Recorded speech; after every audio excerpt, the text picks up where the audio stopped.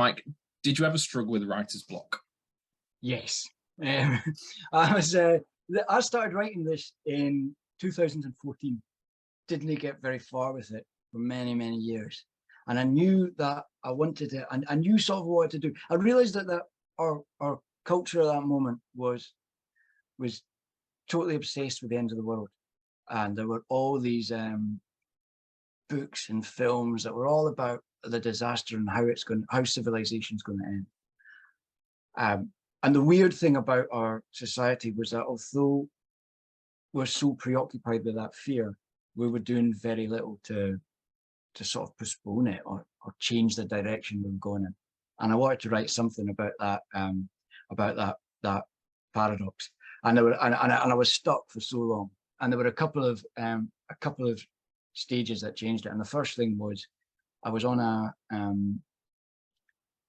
train down on the south coast of England, and it was February 2020, and COVID had just started to be in the news. You know, it was just starting to be dominating the headlines, and it was the weekend of, I think it was Storm Dennis, but we just had Storm Kira, and the land was flooded, and I was on this train, and everybody on the train was just staring at their phones, you know, and I thought, man, this is bleak. And there's that robot voice, you know, telling you about report anything that looks suspicious, and there's CCTV cameras. And I thought, this is how dystopian futures looked to 20th century science fiction writers. And I suddenly had this realization that my book wasn't going to be about how we would collapse into dystopia. It was going to be about how we'd get out of the dystopia we're currently in.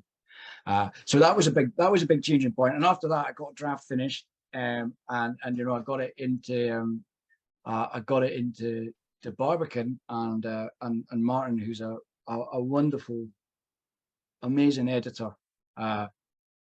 Partly because he's very honest. He told me to do it again. Said no.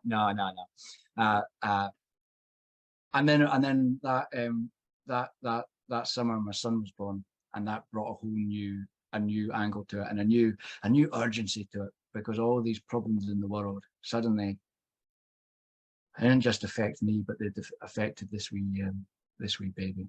And I think that often happens with books. You can be stuck with them for a long time, and then something changes, and you suddenly move on quite quickly.